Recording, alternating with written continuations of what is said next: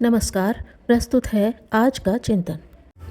सरलता एक ऐसा गुण है कि व्यक्ति में कोई और गुण हो अथवा नहीं हो, केवल वह सरल चित्त हो तो उसमें अन्य गुण उसी प्रकार विकसित होने लगते हैं जिस प्रकार की वर्षा ऋतु में पेड़ पौधे बिना सिंचाई के ही बढ़ने और फलने फूलने लगते हैं।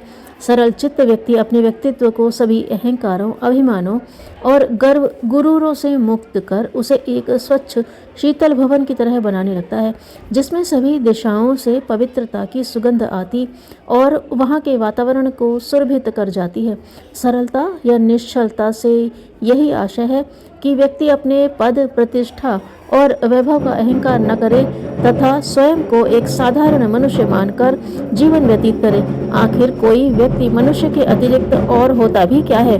पोपपाल ने गिरजाघर बनवाने की योजना तैयार की और उसे कार्य रूप में परिणत करने का उत्तरदायित्व सौंपा। इटली के महान शिल्पकार माइकेल एंजेलो के नाम की उन दिनों इटली भर में धूम थी। एक दिन वे गिरजाघर में काम करके लौट रहे थे। शाम का समय हो चुका था और जल्दी घर पहुंचने के लिए उनके कदम भी जल्दी जल्दी उठने लगे थे। रास्ते में उन्होंने एक बच्चे को राह रोककर खड़ा होते हुए देखा। उसने कहा, यदि आप जल्दी में न हो तो एक निवेदन करूं। एंजेलो ने बड़े स्नेह के साथ उसे अपनी बात कहने के लिए कहा तो वह लड़का बोला, सुना है आप बहुत बड़े कलाकार हैं, अतः मेरी इस कॉपी पर देवदूत का एक अच्छा चित्र बना दीजिए। एंजेलो थके हुए थे और उन्हें अपनी ख्याति का भी भान था। चाहते तो उस बच्चे को वहीं टरका कर घर जा सकते थे, परंतु उन्होंने बच्चे का मन तोड़ना उचित नहीं समझा और वह महान कलाकार बच्चे द्वारा दी गई कॉपी तथा पेंसिल लेकर बैठ गया और बड़े मनोयोग से देवदूत का चित्र बनाने लगा। चित्र जब बनकर तैयार हो गया तो उसे बच्चे को देते हुए एंजेलो ने पूछा, कहो मेरे दोस्त, चित्र पसंद आया? बहुत अच्छा है, कहकर वह उस बालक ने एंजेलो का मुंह चूम लिया। एंजेलो उसी सहज भाव से वापस अपने रास्ते पर चल दिए। ऐसी सरलता कम ही लोगों में देखने को मिलती है। जिन लोगों को भी थोड़ी बहुत प्रसिद्धि या प्रतिष्ठा मिल जाती है, वे अपने आप को किसी दूसरे ही लोक का आदमी या देवदूत समझने लगते हैं, जबकि योग्यता और प्रतिभा अपने साथ सरलता, सहजता के गुण नैसर्गिक रूप से साथ लेकर आती है। भारत के प्रथम राष्ट्रपति डॉक्टर राजेंद्र प्रसाद उन दिनों कांग्रेस अध्यक्ष थे। स्वतंत्रता आंदोलन उस समय गति पकड़ चुका था और यह वे दिन थे जब कांग्रेस अध्यक्ष की प्रतिष्ठा वायसराय से कम नहीं होती थी। घटना सन 1934 की है। राजेंद्र बाबू वर्षा की फुहारों में भीगते हुए लीडर अखबार के कार्यालय में पहुंचे और चपरासी को अपना कार्ड दिया। संपादक CI चिंतामणि उस समय कुछ लिखने में व्यस्त थे। चपरासी ने वह कार्ड चुपचाप उनकी मेज पर रख दिया और बाहर आकर सीधे साधे ग्रामीण से दिखने वाले राजेंद्र बाबू से इंतजार करने के लिए कह दिया। राजेंद्र बाबू ने देखा कि पास ही कुछ चपरासी आग ताप रहे थे। वे स्वयं भी वर्षा में भीग चुके थे। उन्होंने सोचा क्यों न समय का सदुपयोग कर लिया जाए और पानी में भीगे कपड़ों को सुखाकर ठंड भगा ली जाए। यह सोचकर वे चुपचाप आग के पास जाकर बैठ गए। भीतर चिंतामणि जी ने जब अपना लेख पूरा कर लिया तो मेज पर पड़े कार्ड को देखा। कार्ड देखते ही वे चौंके। उन्होंने तुरंत घंटी बजाई और चपरासी को भीतर बुलाकर पूछा, यह कार्ड देने वाले सज्जन कहाँ हैं?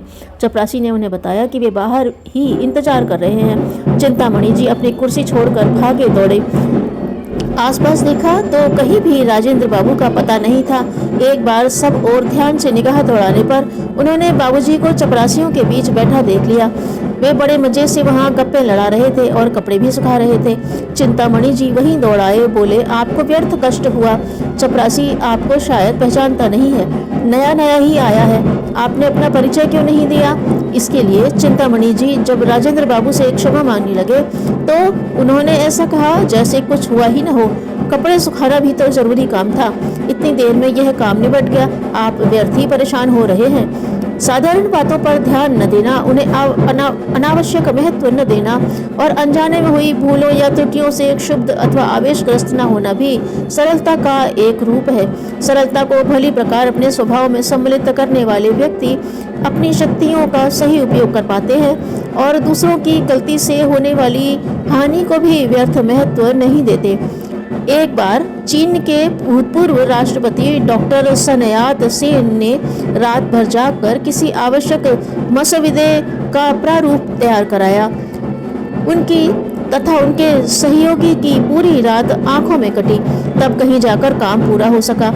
प्रारूप तैयार हो जाने के बाद ही डॉक्टर सेन करीब रात को 4 बजे के लगभग सोने के लिए गए। उनके जाने के बाद सहायक की जरा सी असावधानी के कारण मेज पर रखा लैंप लुढ़क गया और घंटों की करी कराई मेहनत पर पानी फिर गया।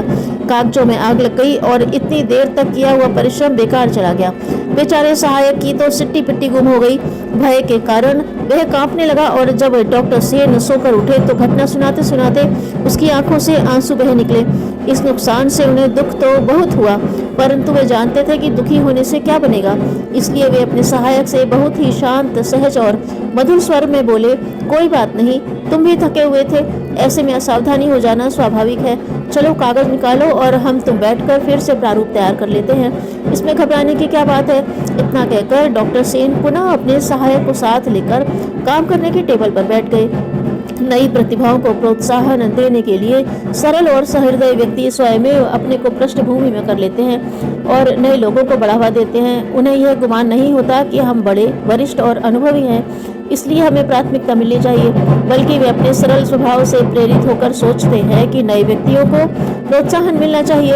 इंग्लैंड की प्रसिद्ध कला संबंधी संस्था रॉयल एकेडमी ने एक प्रदर्शनी का आयोजन किया। इसके लिए चित्र छांट कर लगाए जाने लगे। सब चित्रों को यथास्थान लगा देने के बाद किसी नए कलाकार का बनाया एक चित्र बच रहा।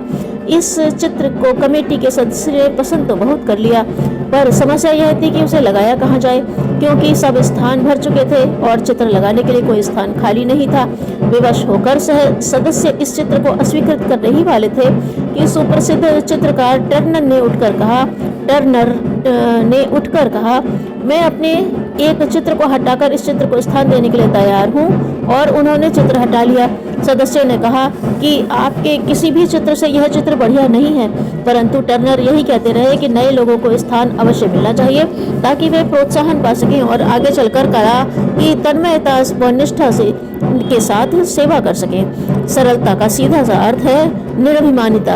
अपने कुछ होने का अहंकार ही व्यक्ति को उसके गौरव से वंचित करता है तथा अपने आप की दृष्टि में स्वयं को पदच्युत करता है, और कुछ नहीं। केवल जीवन में सरलता का ही समावेश कर लिया जाए तो उसके पीछे अनेक गुण अपने आप चले आते हैं।